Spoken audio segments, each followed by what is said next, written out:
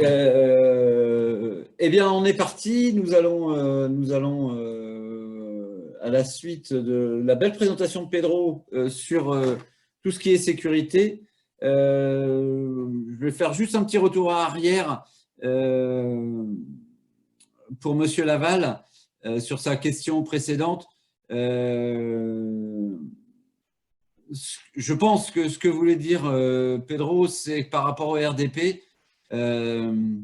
C'est évidemment pas à l'intérieur d'un VPN. C'est parce que bon nombre d'entreprises aujourd'hui laissent passer les RDP directement sur le web, sans passer par des VPN. Évidemment, à partir du moment où on est intégré dans un VPN, c'est une autre discussion. Je suis d'accord avec Voilà. toi, Bertrand. Effectivement, on me posait la question par rapport au RDP tout seul, mais Oui, j'avais dit aussi que le VPN était une solution classique qui aujourd'hui reste efficace. Donc, si on cache un RDP derrière un VPN, évidemment, le problème est plutôt réglé, hein. c'est ça. Mais voilà, connaissant l'univers de Monsieur Laval, je me permettais de faire ce retour arrière. Alors moi, je vais essayer de vous parler aujourd'hui de ce qui tue toutes les équipes informatiques, qu'elles soient des équipes informatiques internes, que ce soit des équipes informatiques de MSP, hein, de providers à valeur ajoutée. La documentation est vraiment une épine qu'on se met dans le pied si on ne la prend pas d'une bonne manière. Je ne pense pas avoir la science infuse, mais avec mes différentes expériences, je vais essayer de vous donner des best practices. On va voir un certain nombre de cas pour essayer de mettre en place une documentation cohérente, efficace et qui va répondre à un certain nombre de points. Un point qui est important pour les entreprises aujourd'hui, j'en ai parlé un petit peu hier sur l'automatisation, ce que j'appelle moi la génération Y. On sait aujourd'hui que beaucoup de techniciens de la nouvelle génération sont plutôt orientés à, à changer d'entreprise de façon assez régulière. Et malheureusement, en ce qui concerne les connaissances de l'IT d'une entreprise, quand ces techniciens ou ingénieurs s'en vont, ils partent avec une partie de la connaissance. Donc, la documentation est quelque chose de très important afin qu'on puisse se libérer tous de cette contrainte et quelque part du cerveau humain. Alors, je vais vous proposer comme agenda 2 points. Le premier point, c'est les 5 défis auxquels on doit faire face en tant que professionnel de l'informatique et essayer de vous proposer 5 conseils et stratégies pour surmonter ces défis. Et enfin, faisons ça ensemble. On va prendre un cas concret et essayer de voir comment tout ça peut fonctionner.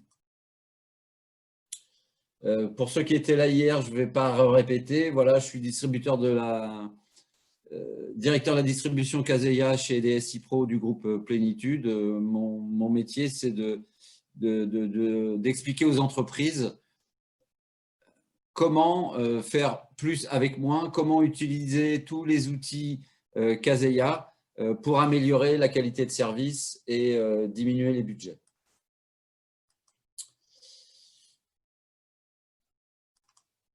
Hop, excusez-moi. Je reviens sur mes slides. Voilà. Alors, ce slide explique toutes les sources d'informations qu'on va avoir besoin quand on est dans une équipe IT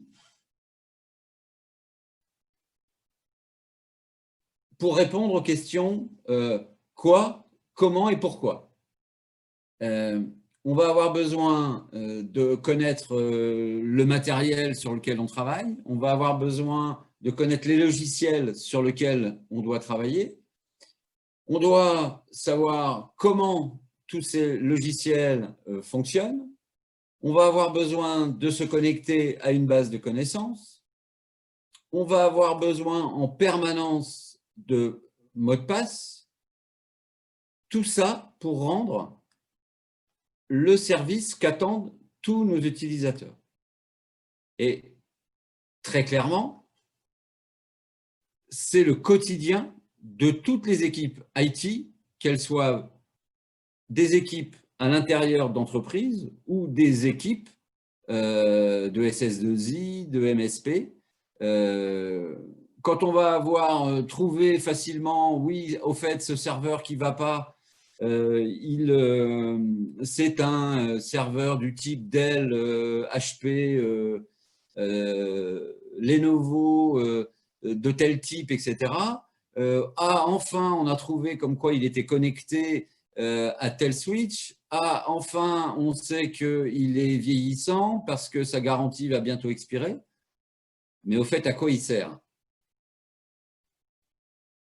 Et donc là, on va se retrouver devant une multitude de questions qui va nous empêcher de fonctionner correctement.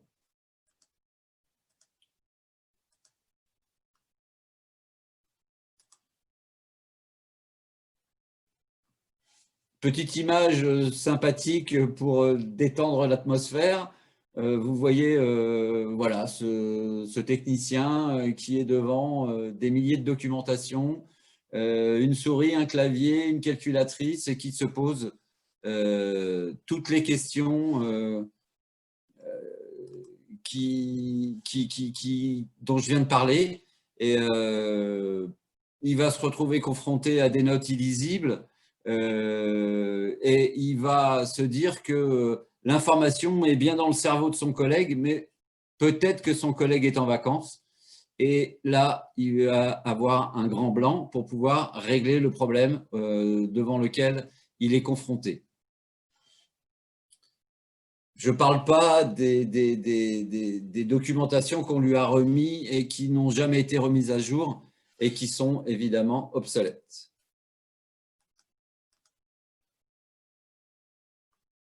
Donc, la perte de connaissances, elle est pertinente. Pourquoi? Parce que les connaissances sont diffuses dans l'entreprise et elles ne sont pas centralisées dans un endroit sécurisé, crypté, et elles sont volatiles. Elles vont s'en aller avec les documents non mis à jour et le personnel qui va lui bouger dans les mois et les années à venir.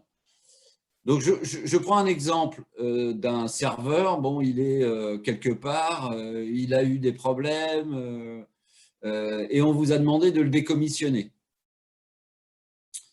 Donc, vous avez été immédiatement dans l'outil qui vous permet de gérer vos terminaux au sens large. Et vous avez toutes les informations matérielles de ce serveur. Mais vous ne savez pas quelle est l'utilisation principale de ce serveur, dans quel système il est impliqué. Vous savez que c'est un serveur avec tel operating system, mais à quoi il sert? Est-ce qu'il a une fonction WSUS? Est-ce qu'il a une fonction DHCP? Est-ce qu'il a une fonction contrôleur de domaine? Est-ce qu'il est impliqué dans une autre application? Et ça, vous n'en avez aucune information parce que les outils standards vont vous donner techniquement des informations sur le matériel et sur le logiciel. Alors, ce qui va vous arriver, c'est que vous allez vous dire, bah, c'est un collègue qui a l'information, mais est-ce que ce collègue est là? Est-ce qu'il est disponible? Tout ça, rassembler toutes ces informations, c'est une tâche vraiment ardue. Je vous ai fait après une petite synoptique de ce qui se passe dans la réalité, hein, pour l'avoir vécu. vous allez passer de votre outil de endpoint management. Ensuite, vous allez ouvrir un SharePoint pour essayer de trouver des informations. Finalement, pour vous connecter, il va falloir aller sur un tableau Excel parce que les mots de passe sont dedans. Tout ça pour vous rendre compte que c'est votre collègue qui a l'information, mais que lui, il n'est pas là. Il est parti en vacances. Hop.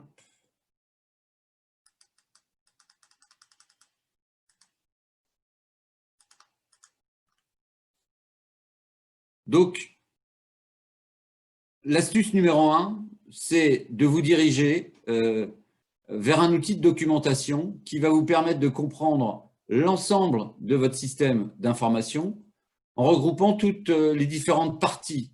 Votre réseau, les applications, les mots de passe, les documentations techniques, les tableaux de bord, des process. Donc, surtout, aller vers quelque chose de centralisé autour d'une interface unique.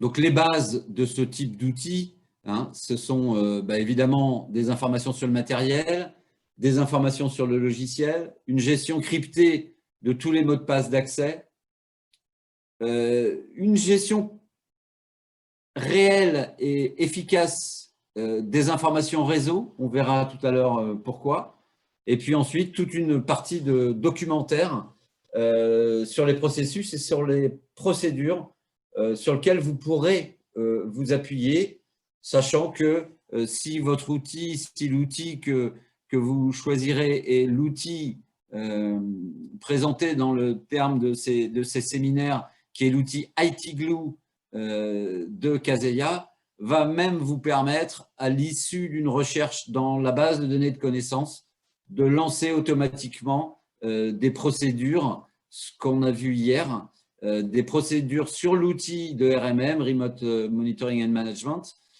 automatiquement sur le périphérique en question.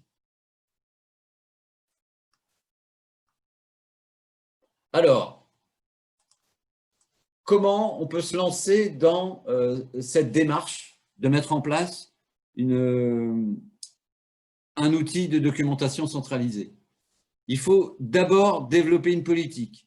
Alors, développer une politique, ça veut dire s'asseoir autour d'une table, décrire tous les composants que l'on souhaite mettre en place au niveau de la documentation et surtout définir quel va être le rôle de chaque personne qui va avoir accès à cet outil. Est-ce que ce sera un rôle en lecture, un rôle en mise à jour, un rôle en création? C'est très important pour que toute la partie documentaire soit mise à jour et qu'elle reste quelque chose de fiable et de valable, quel que soit le temps. Évidemment, créer un diagramme de votre réseau. On verra tout à l'heure que ça peut se faire de façon automatique. IT Glue permet vraiment de faire des connexions, des découvertes et de voir quels sont les liens entre les différents équipements. Décrire de façon standard tous les équipements matériels et logiciels ainsi que les mots de passe, documenter les procédures et tenir à jour toutes ces modifications. On sait que c'est une tâche compliquée de garder un élément et une base documentaire à jour. IT Glue va vous permettre, va vous faciliter le travail à ce sujet. Cela vous permettra, par exemple, c'est une copie d'écran d'IT Glue, d'avoir toutes les informations techniques, mais plus que les informations techniques, un certain nombre de documents relatifs au matériel en question, d'avoir des informations qui sont remontées du RMM. Depuis combien de temps la machine n'a pas redémarré, combien il y a eu de tickets concernant cette machine. Donc, vous voyez que dans une seule interface, vous pouvez avoir accès à beaucoup plus d'informations que la documentation elle-même. Bon, sur la partie gauche, vous avez en fait tous les modules intégrables dans IT Glue, que ce soit la configuration, les mots de passe, les tickets liés, les passwords, l'endroit où est située cette machine, les licences, voilà. Tout ce qui va concerner une machine doit être accessible dans une et une seule interface.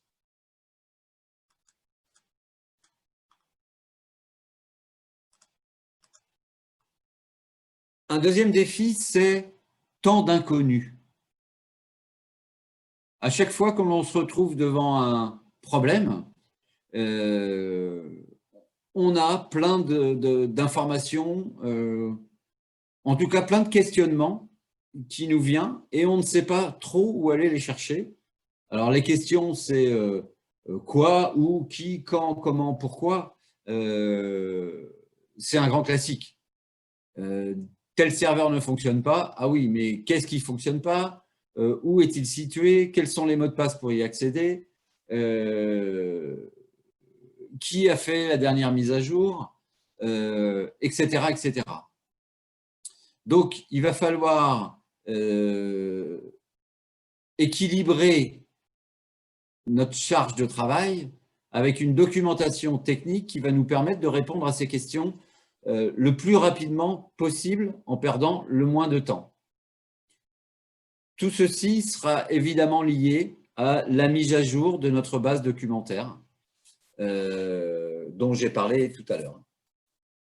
Tout en sachant que on vous a demandé de décommissionner un serveur, mais vous devez également, pendant ce temps-là, répondre au quotidien, répondre aux questions qui vous sont posées au téléphone ou par email, ou répondre à d'autres tickets urgents. Et votre décommissionnement de serveur, il pourrait passer à l'as si vous n'avez pas un outil qui va vous permettre de fonctionner le plus vite possible.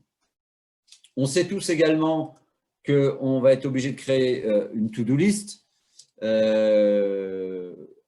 l'issue de notre projet. Donc, mettre à jour la liste des périphériques, la documentation de l'architecture système, les applications installées, l'architecture des flux réseau liés à ce serveur, mettre à jour la documentation projet, etc., etc., etc.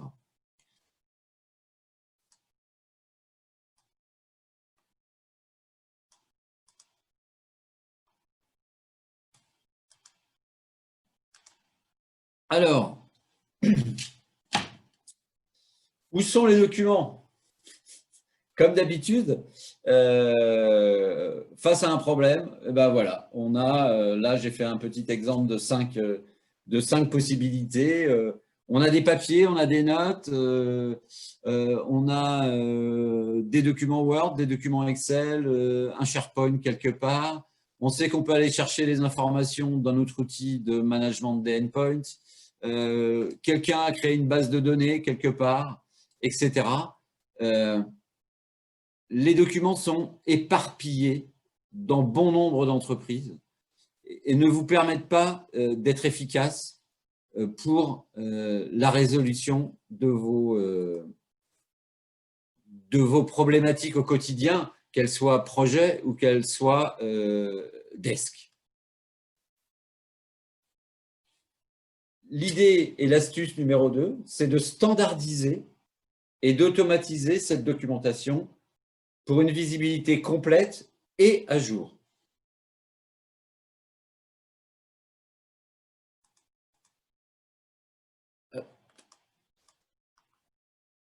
On va essayer d'avancer un peu dedans. Donc, standardiser, donc ça veut dire créer une structure dans laquelle les mêmes informations sont documentées, quelle que soit la personne qui documente. Ça, c'est très important.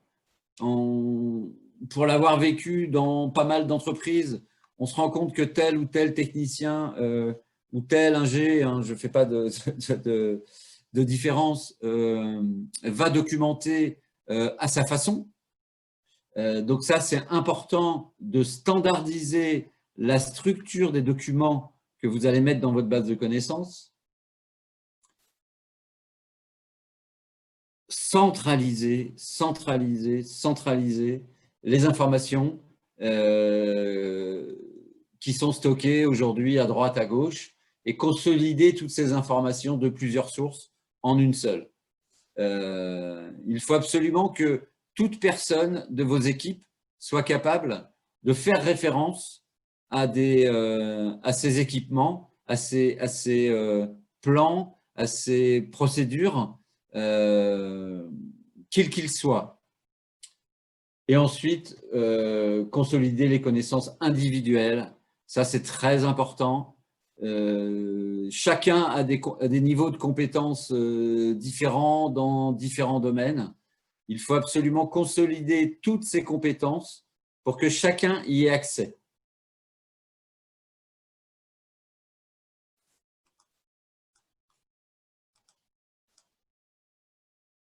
Automatiser, comme je le disais, hein, c'est la prochaine étape. Donc, il faut retirer de vos épaules toutes les charges qui peuvent être gérées par un système. IT Glue permet de le faire. Je pense notamment au temps consacré aux tâches de routine, de base que vous pourriez consacrer à autre chose. Et chose aussi importante, à partir du moment où on va automatiser, on va éviter l'erreur humaine. Hein, autant utiliser le cerveau humain pour la créativité et pas pour des tâches banales.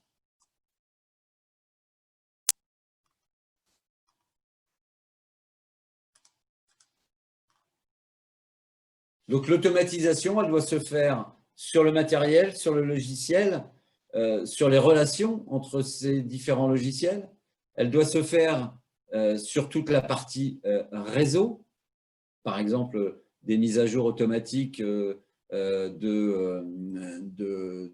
configuration de switch, la récupération des configurations automatiques, des configurations de routeurs, de switch, d'équipements actifs, afin de les avoir dans votre base documentaire, et puis les liens entre les processus et les procédures. Comme je l'ai dit tout à l'heure, l'outil IT Glue vous permettra de lancer des procédures directes sur vos équipements. Alors, il y a quelques points à considérer avant de se lancer dans cette automatisation. C'est où est-ce que vous pouvez augmenter votre efficacité? Quelles sont les tâches les plus pénibles que vos équipes font au quotidien? En général, qu'est-ce que vous essayez de réparer? Quelles sont les tâches que vous mettez en œuvre? Quels sont les serveurs qui sont les plus critiques? Et également, Pedro en a parlé tout à l'heure par rapport à la sécurité, où est-ce que votre organisation est le plus menacée? Il faudra considérer la faisabilité technique de la mise en œuvre à travers un outil centralisé de procédures techniques. Il faudra réfléchir aux outils nécessaires et il faudra faire un comparatif entre le coût de la main-d'œuvre, de la mise en œuvre de cet outil de documentation technique avec les avantages. J'en ai cité quelques-uns: moins d'erreurs, meilleure qualité, efficacité.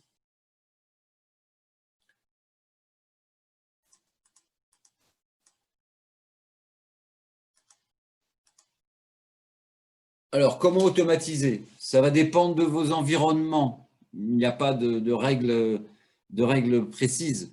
Si vous êtes sur, par exemple, des environnements Windows, évidemment, vous allez pouvoir tout automatiser avec des scripts PowerShell qui seront déclenchables à partir de l'outil IT Glue afin de faire de la rémédiation. Vous aurez des API ouvertes qui vont vous permettre de récupérer un certain nombre d'informations si vous avez déjà des outils d'ordonnancement, par exemple.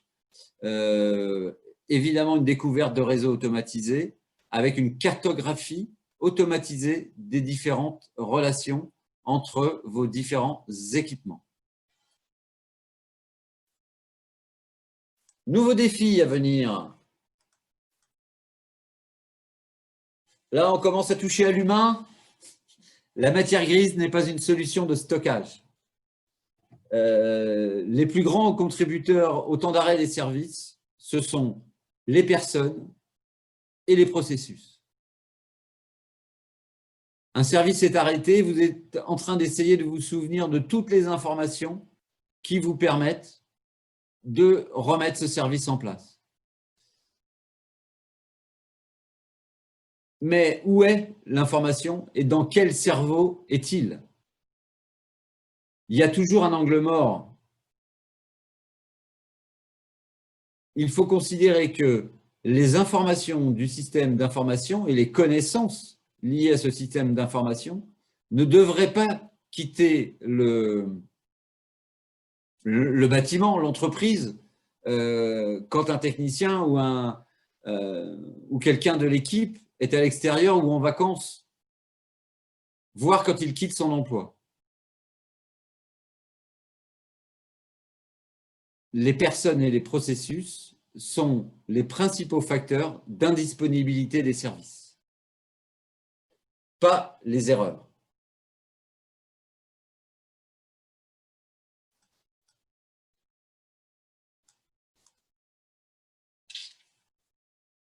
Les différents domaines dans lesquels on va intervenir au niveau de la documentation IT, c'est évidemment le management de l'infrastructure, le management des assets et le management des services de l'IT, services que vous devez rendre aux utilisateurs. Donc, je vous propose de jouer 5 minutes avec un scénario simple. Quelqu'un de l'équipe va partir en vacances. Donc, si vous êtes quelqu'un comme moi qui aime bien de temps en temps partir en vacances n'importe où, moi c'est plutôt la montagne, d'autres ça sera sur un bateau. Vous avez tous remarqué que nos téléphones portables, quand on est en congé, il n'y a aucun problème pour accéder à Facebook. Par contre, pour se connecter à une session de bureau à distance pour dépanner quelqu'un, c'est un peu plus compliqué. C'est bizarre, mais ça arrive. Donc, comment faire en sorte que tous mes collègues puissent accéder à toute ma connaissance lorsque je suis en congé?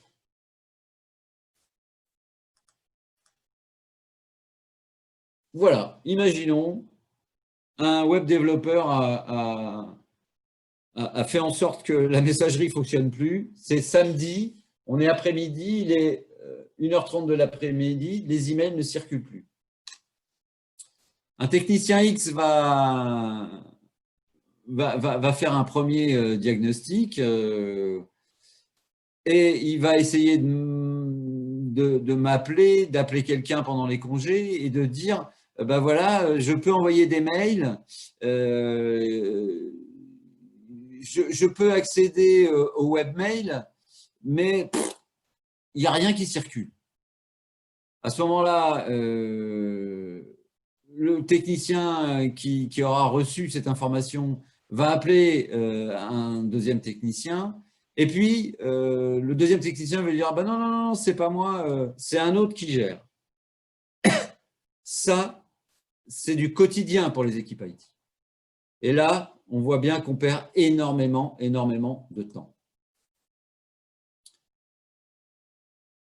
Si j'ai fait un bon travail, on peut résumer la chose de cette façon. J'ai tout documenté. Là, vous voyez des copies d'écran de IT Glue. On va se rendre compte que les serveurs de domaine ont peut-être été modifiés. Mais bonne nouvelle, dans la documentation, on sait où trouver le provider qui gère les domaines. Le technicien qui doit gérer le problème n'a plus qu'à se connecter chez le provider et modifier les MX de la messagerie. Juste en ayant mis correctement la documentation dans votre outil centralisé, l'ensemble de vos collaborateurs vont pouvoir agir de façon rapide et instantanée, sans être obligés de passer par plein d'intermédiaires, quelque chose que l'on connaît tous par cœur. L'astuce numéro 3, grâce à un outil d'IT Documentation, c'est de transformer les connaissances individuelles en connaissances partagées. C'est important de comprendre ça. Il y a plusieurs niveaux de la connaissance partagée. On part d'un niveau bas, qui est la documentation minimale. En général, l'information n'est pas mise à jour, elle est obsolète. Et puis, finalement, personne ne la regarde. Pour avoir eu à gérer pas mal d'équipes dans une époque lointaine en mode low, c'est clair, la documentation, finalement, personne ne la regarde. Ensuite, on va monter un petit peu dans un niveau médium. Donc, certains documents vont être bien documentés. On va avoir peut-être un outil qui permet d'accéder un petit peu plus simplement à l'information, mais on retrouve des informations un peu partout. Ce n'est pas normalisé. Parfois même, les documentations sont incomplètes. On est sur un niveau intermédiaire. Et le troisième niveau, c'est que vous avez considéré que la documentation est au centre de votre fonctionnement et vous avez donc mis en place l'outil nécessaire à ce que cette documentation serve à tout le monde et vous allez en tirer une vraie valeur dans le travail quotidien.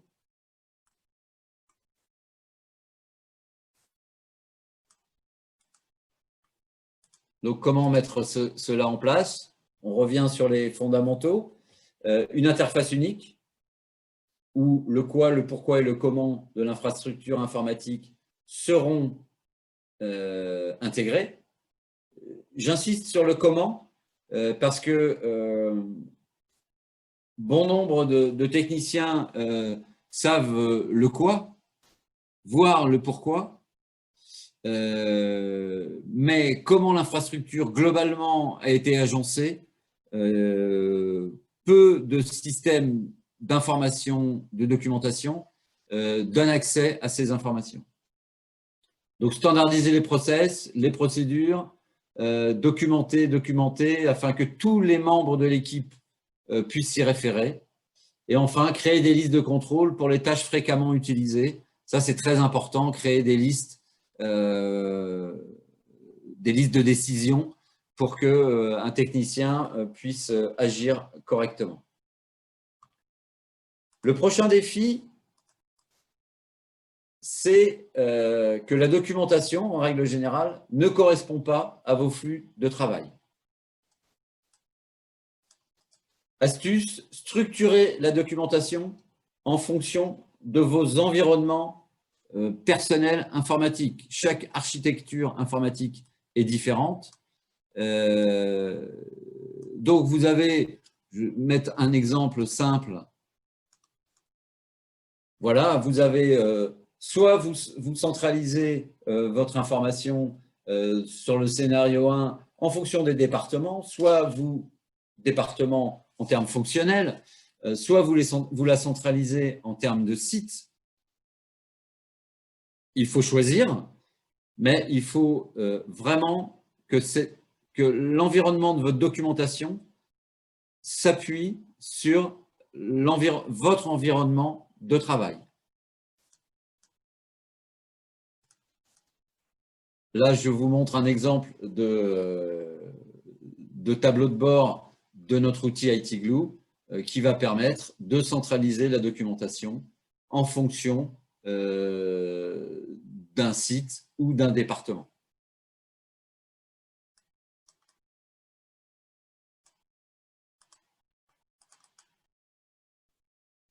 Alors, tomber entre les mailles du filet. C'est probablement pas votre journée aujourd'hui. Non seulement vous devez être réactif sur les choses qui se présentent à vous, les appels, les emails, mais vous devez également être proactif pour vous assurer que rien ne va se passer entre les mailles du filet. Et là, c'est compliqué.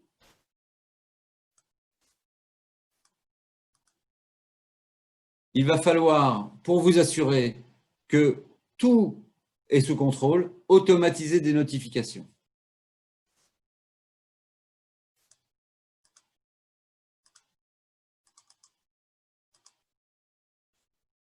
L'outil IT Glue permet à chaque fois qu'un événement se passe dans votre environnement de produire des notifications. Cela même, lorsque une nouvelle documentation va être intégrée dans l'outil, vous serez alerté de cette modification. Alors, je vous propose de reprendre notre scénario du départ et de voir ensemble comment on peut gérer notre problème de décommissionnement de serveurs à travers l'outil IT Glue. Donc, je rappelle, hein, nous avons à décommissionner un serveur. Nous savons que techniquement, nous avons des informations sur le hardware, sur la partie logicielle, et nous cherchons des fonctionnalités et les risques de décommissionner ce serveur.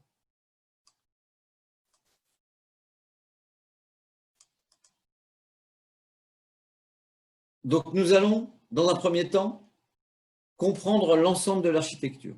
Grâce à IT Glue, vous voyez, nous avons une vision complète des liens entre les différents équipements.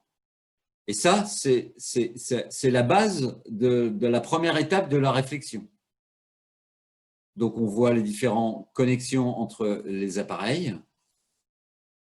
Et on peut, c'est ce que vous voyez défiler sur la droite, voir des informations défiler dans la documentation concernant chacun des équipements sur lesquels vous cliquez, sans avoir à changer d'interface.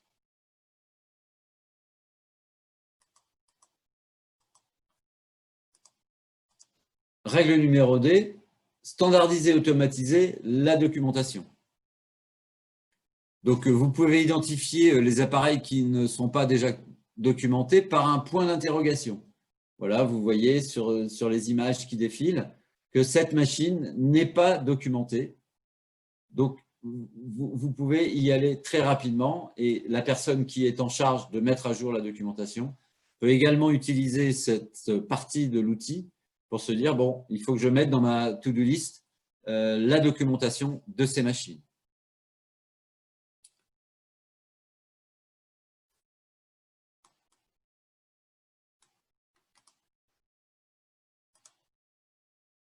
Hop.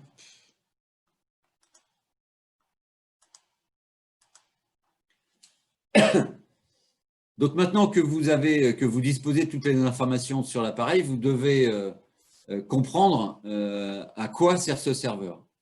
Par exemple, est-il lié à une Active Directory, un domaine, un utilisateur? Est-ce que c'est un serveur DHCP, etc.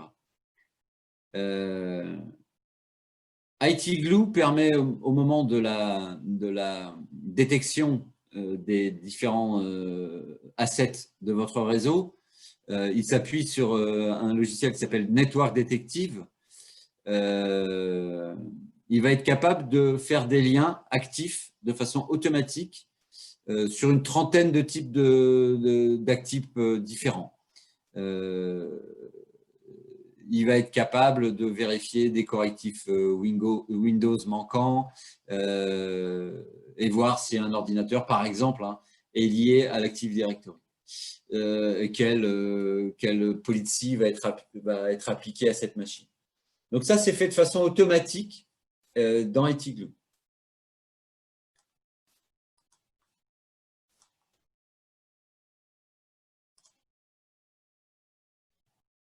Transformer, on en a parlé tout à l'heure, la connaissance en connaissance commune.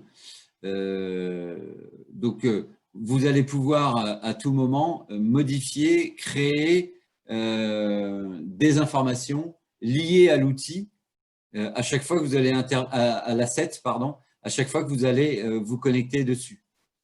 Tout autre détail supplémentaire qui va permettre à vous et à l'équipe de résoudre le problème momentané ou les problèmes futurs.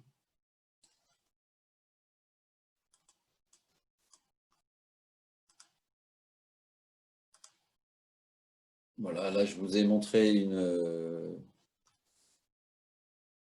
une liste de tâches à faire sur une workstation. Donc ça, c'est important, ça fait partie de la documentation. Vérifier un certain nombre de choses avant d'intervenir sur la machine. Le technicien qui va se connecter à cette checklist qu'on voit ici, hein, vous avez la possibilité de créer des checklists, va être capable de la suivre et de répondre point par point avant d'intervenir plus en avant.